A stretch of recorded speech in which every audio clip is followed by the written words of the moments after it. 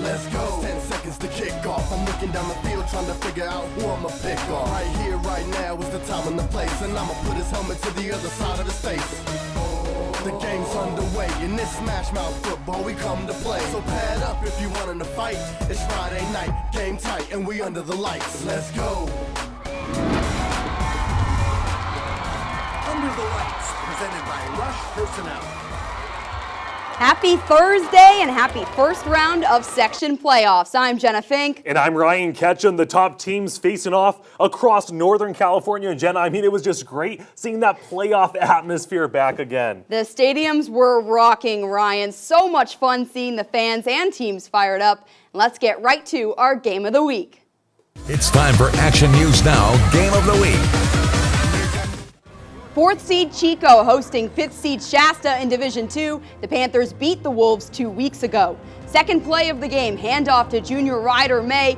He somehow squeezes through the line and takes off. A nice 24-yard run here. But now 4th down for the Wolves, and Chico's defense comes up with a huge stop to force a turnover on downs. Panthers' first drive of the game now. Quarterback Azari Cruz throws a check down to tight end Adon Turner. He stiff arms that defender and doesn't look back. What a run. 54 yards for the touchdown. 7-0 Chico. Into the second quarter now. Quarterback Campbell Parker rolls out. He spirals it into the waiting arms of Braxton Fleming. An effortless catch, and he takes that one in for 6. And you don't see this too often. Fleming stays on the field to kick his own extra point after scoring the touchdown. Game tied up at 7. Chico back on offense now. Here's running back Dion Coleman bursting through, using those high knees to break free. Chico up 14-7 at the half. Neither team scored in the second half, so 14-7 was the final. Chico advances to play top seed Foothill in the section semifinals. Shasta's season is over. The Wolves finish 3-8. Now across town, 3rd seed Pleasant Valley battling 6th seed Red Bluff. And we're going to be taking you to the first quarter. PV quarterback Joseph Garcia hands it off to Parker Williams, goes untouched, 19 yards for the touchdown. That was the first score of the game. Next drive, Garcia rolls out near side, finds the open receiver right here. That's Luke Holloway. Gets bumped, but stays in bounds. Vikings now up 14-0. And they'd continue this onslaught. Now in the second, Garcia finds Isaiah Fortune, gets bumped, and looks like he's in, but he stepped out at the 2. Next play, Garcia bumps into the fullback, fumbles it, but the Vikings are able to recover. They had to settle for a field goal kick on that drive, though.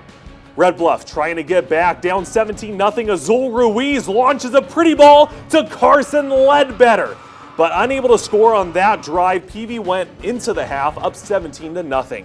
They continue that onslaught as well, pouring it on 44-0. A huge victory for the Vikings. And PV will now prep for a rematch against Enterprise. And the Hornets shut out the Vikings in the regular season, so I'm sure Pleasant Valley really eager to get back out there on that field. University Prep looking to defend its Northern Section title, but Gridley hoping to play spoiler with an early upset. Let's get right to it. Early first quarter, UPrep already up 7-0. Gridley QB Gus Stogg still scrambling. His pass is tipped, and Andrew Siemens is there for the interception. The defense making big plays to set UPrep up in the red zone. A handoff to Ryan Diab now, the senior, bulldozing his way into the end zone. 14-0 UPrep, and there's plenty more where that came from. Diab again, he goes left but stops on a dime and now sprints the other way. This guy is so quick, runs right through traffic and somehow comes out the other end for the touchdown. 21-0 Panthers. Gridley still looking to get on the board.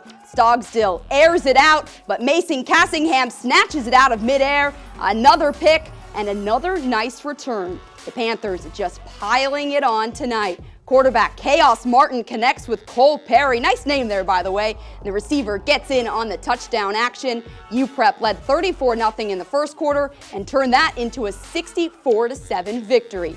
The Panthers continuing to put on a defensive clinic. They've allowed just 30 combined points in the last 5 games, Ryan. Wow, and now UPrep gets another shot against those Eagles in the section semifinals. West Valley crushed Anderson 49-6. That's the Eagles' 8th straight victory. Wrapping up Division III, Lassen dominated Paradise 48-14. and the Grizzlies back in the section semis for the first time since 2019.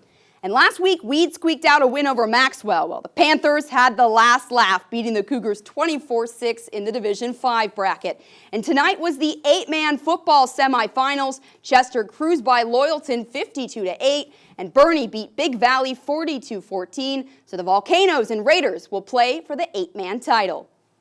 Orland locked in the top seed in Division III playoffs after going undefeated. The Trojans looking to keep the magic going against Live Oak. Plus, 3-seed Durham hosting 6-seed Willows in a Division 4 showdown. We'll show you the highlights next. It's time for Action News Now Cheer of the Week.